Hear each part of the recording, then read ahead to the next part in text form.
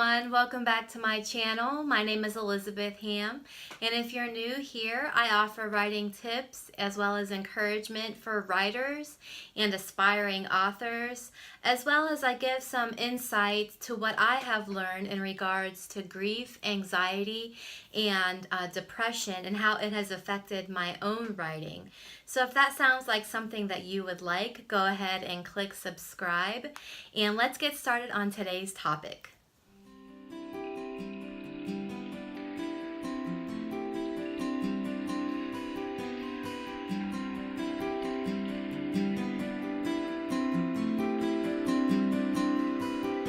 Thought that I would combine Coffee with Liz into a little chat in the journey, the story behind Colors of My Heart.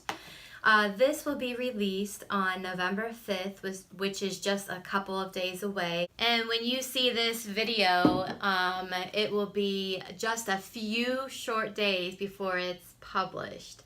But I wanted to sit here and tell you a little bit about why I decided to make this my debut book. It's not a novel, but that's okay with me. And I wanted to tell you a little bit about the story behind why I decided to call this a poetic memoir.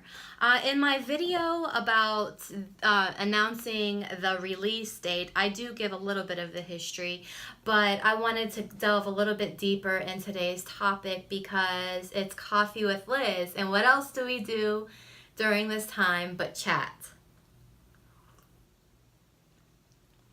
So honestly, back in March of this year, 2018, I began to decide or to think about what I was going to work on for my Camp NaNoWriMo project. And honestly, you guys, I wasn't sure. I have been trying endlessly to get my novel off the ground, and I haven't given up on it. I promise you that much. In fact, that will be my NaNoWriMo project, but that's for another story. But as I was deciding what I wanted to do, it came to me that, I have written poetry since I was 11 years old, and I've evolved in this craft, and I really feel confident as a poet. I feel confident in being able to write it. It doesn't bother me. If someone were to ask me to write a poem, just give me about a week or so. I could sit down and I can do it for them because, even though I do rely on inspiration, which a lot of creatives do, they rely on inspiration. When it comes to poetry, I have a lot of knowledge about this subject. And I decided to name it Colors of My Heart, which I already discussed this in a previous video, but I decided to name it that because of the various emotions that went into some of these poems. Titles like Tears and My Advice to You and Return to Happiness and Remembering 9/11. Talking about what holds me back and when I was only 14, and about on grief and rain, or just different titles. Envy, and then I have like a little prayer in here. And honestly, it's not about one particular subject, but about the different emotions that I have processed throughout my the latter end of my teenage years, my early adult years, all the way up until now. For those of you who don't know, my father, Joseph Wetzel, passed away unexpectedly in May of 2015. And for a solid year, I could not write. I thought that would be gone forever because I guess without subconsciously in a way, my writing was maybe tied in with him because as a small child, I used to write him little notes and I would draw him pictures, but I had a bad habit of misspelling everything, even the simplest of words. And instead of correcting me, my dad was he was knowledgeable and he knew how to talk to me. And one day he went out and he bought a little dictionary and he handed it to me and he's like, "Hey, I know that you like to write and you like to write me notes." He said, "Now you'll be able to spell everything just right. Just look it up in this dictionary." Well, as a kid, I didn't know that was his way of telling me you can't spell. But another thing that my dad really encouraged me to do was to read and to study. And so I did so much of that to the point where when I was grounded per se, he took my books away and he would force me to go outside and to be active outside because I could be holed up in my room for hours and no one would see me. I'd be reading, writing in my journal, or, listening to music. That's how I was as a teenager. And honestly, I give him a lot of credit because he really did care about my intellect. He cared about, us learning and just I guess my dad might have known that I was a creative. I don't know. I remember when I wrote my first poem, both he and my mom were just so thrilled for me and they were proud about it and they were like, "Wow, you wrote that?" And I remember that first poem. But honestly, when he passed away in 2015, I think that part of me died too. And so for that year, I would journal and write my thoughts down. I did write a poem or two, and I have that in this book. But some of them were very dark, and just after I would write it, I would feel a little bit better. And honestly, that's why I decided to dedicate this book to my dad. Even though it's not all about grief, there are a lot of grief poems in this. And I wrote the dedication, dedicated to my late father, Joseph Wetzel. "You were my mentor for the first 34 years of my life, and I'll never forget all that you taught me, including how I could always do so much better in my writing. You taught me to love reading and writing, and I owe this book to you. All my love, Elizabeth." When this proof copy came in the mail from Amazon, I burst into tears when I saw that dedication part because honestly, I feel a bittersweet feeling as excited as I am for this book to come out in just a few days. I wish that he was here.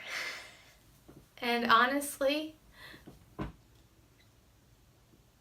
it's hard. Oh man, I told myself I wasn't gonna cry. It's hard because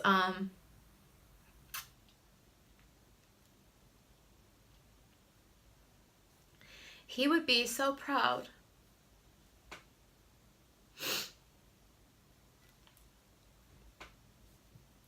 He would be so proud that this book was coming out.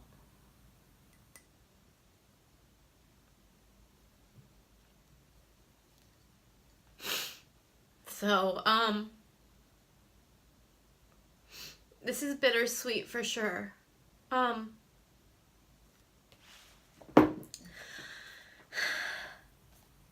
I worked on this endlessly for Camp NaNoWriMo.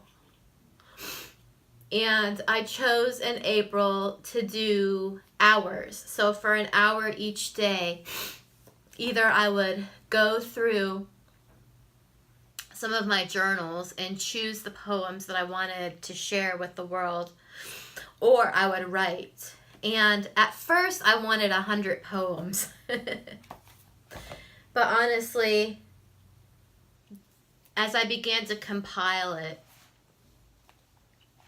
I said, it's not about the quantity as much as the quality. And when I reached 50, I just knew in my heart it was done. And I got an idea from my husband, actually, to actually at the end of each poem give a little bit about the history as to why I wrote it, and describing my feelings. Um, but I'm not going to do that with all of my poetry books, just for this one at least, because I just thought it would add a little bit something extra to the book. So you'll get to know me a little bit. It's a very vulnerable thing to put any work out into the world, but especially I think poetry, because as a poet, and I'm sure all of you who do write poetry, it's a piece of you that, probably it's just only you know. And to share it with the world is a very vulnerable thing. But I'm excited for you guys to read this poetry book. I'm really excited about it because honestly, as much as I would like to say that I had it written within 1 month, I didn't. This book took years because just going through, like I said, all of those poems and deciding which ones I wanted to share. And I did decide to share one of the poems, Remembering 9/11. It won a poetry contest, and it is in the Library of Congress. But I just decided to share it in this book so that you would be able to read it in this collection. Now, I will say this, that The Colors of My Heart was not the original title. And let me tell you something funny about that. The original title was going to be Coffee and Prose. At first I thought, I'm going to call it The Coffee Table, because I wanted it to be, light reading. You sit there with your cup of coffee. Of course, I love my coffee. You pick it up in the morning or at night, and then you read my poetry. And then I decided, no, I'm going to call it Coffee and Prose.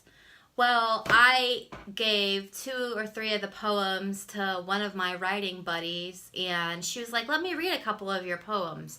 And then I told her the title, and probably a couple of hours later, she messages me, and she was like, Liz, some of this poetry is heavy. It's not coffee. She goes, I want to read it over my gin and tonic or a glass of wine. She was like, this is not about coffee. She was, I'm not trying to be mean, but you might want to think of another title. Well, Colors of My Heart was something that I had chosen back in 2012 when I began working on my debut novel. And the more the novel began to evolve, the more I knew that it didn't belong with that novel. So I decided I was going to put it with this. And when I told my husband, I gave him a list of titles, he chose this one. So I guess in a way, this was chosen years ago. Didn't even go to this work, but it just fits it like a glove and it's perfect for it. So honestly, I am, like I said, bittersweet about the book coming out, and I'm excited for you all to read it. And honestly, if I'm completely honest with you, I am a little bit nervous because, like I said earlier, the vulnerability of it. There's just some poetry talking about, basically how I grew up in my religion and how I began to see the world differently and in a skewed, twisted sort of way because of the rules and regulations. And honestly, it's not all about religion and everything, but I do want to add in here, you might read some stuff regarding that and how I began to view the world. Even my self-love was not there for a long time. And unfortunately, there were some adults in that religion who had no business being in the position that they were in. And I will say that quite frankly, and you will read that in a couple of these poems. I don't ever give out names, but a few of you who know me very closely might be able to know who I am referring to. And it's not to hurt anyone.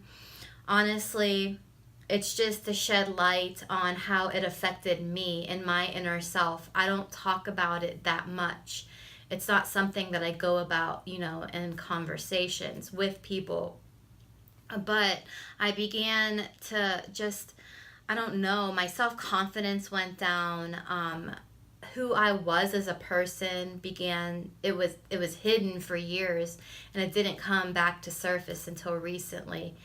And I do talk about that part of the journey in this book. So I will leave a link below for the ebook, and stay tuned to my Instagram, which I leave below, my Twitter, and I have a Facebook page, and I will put the link up when it's the book birthday. November 5th, 2018 is this book's birthday. So stay tuned, and I hope you enjoy it. And if you do, leave a review on Amazon, because those are so helpful. And if you like this content, click the like button, subscribe to my channel, and let's encourage each other in our journeys. And like I say each and every week, keep on writing.